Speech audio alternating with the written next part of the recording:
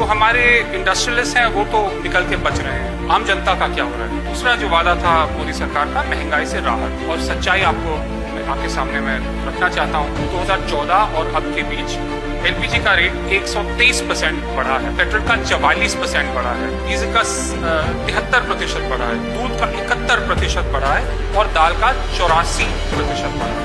तो ये है रिकॉर्ड मोदी सरकार की महंगाई के राहत का। एक और उन्होंने बात की थी कि भारत को विश्व में एक रोजगार का केंद्र बना रहे। अब ये तो हंसने वाली बात आज लग रही है, लेकिन उन्होंने ये कहा था। और उनकी डिलीवरी क्या रही? 10 में से 4 युवा बेरोजगार हैं, 18.4 शहरी युवा बेरोजगार हैं। और इसके अलावा कुछ कहने की जरूरत नहीं है, देश का युवा जानता है कि सच्चाई क्या है। एमएसएमईज यानी सूक्ष्म लघु मध्यम उद्योग, आपको आश्चर्य होगा कि पिछले साल 40,000 एमएसएमईज बंद हुए।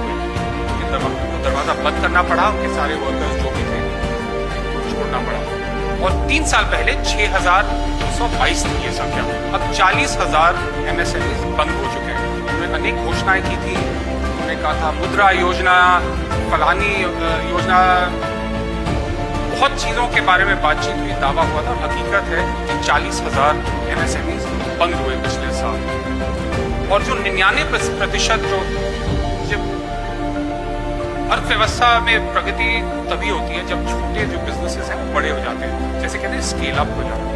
और 99% जो एमएसएमईज हैं वो छोटे के छोटे रहते हैं, ना उनको पैसा मिलता है, ना उनको ट्रेनिंग मिलती है, ना उनको सपोर्ट मिलता है।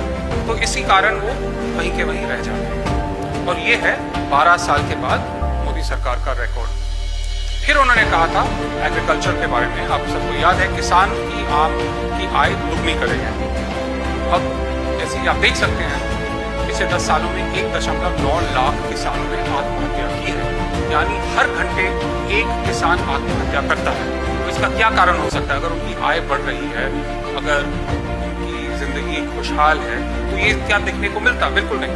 तो ये एक और धोखा भारतीय किसानों को किया गया है, जिसका कोई जवाब भारत सरकार के पास नहीं है।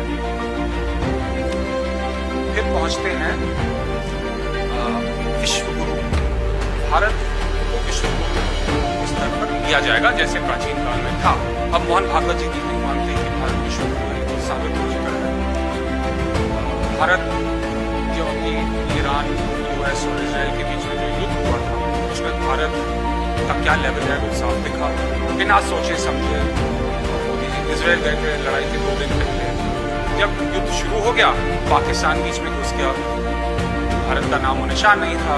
जो उनके अलग अलग मित्र हैं जिनसे अपनी झपटी की है कई सालों से, उन्होंने इनसे कुछ सलाह नहीं ली। और जब युद्ध हो रहा था, मोदी जी ने क्या किया? शांत रहे, चुनाव प्रचार में रहे, प्रचार प्रसार हो रहा था, कुछ नहीं कहा कि अर्थव्यवस्था पे इसका क्या इम्पैक्ट होने वाला है।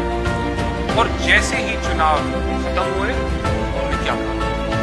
1 साल सोना मत खरीदो, पेट्रोल डीजल का इस्तेमाल मत करो, घर से काम करो, खाद बचाओ और देश के बाहर मत निकलो। और फौरन अगले दिन जहाज में बैठे उनकी अपनी आयावारी शुरू हो।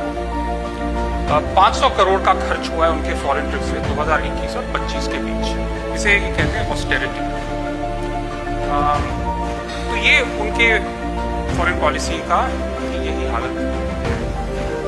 अब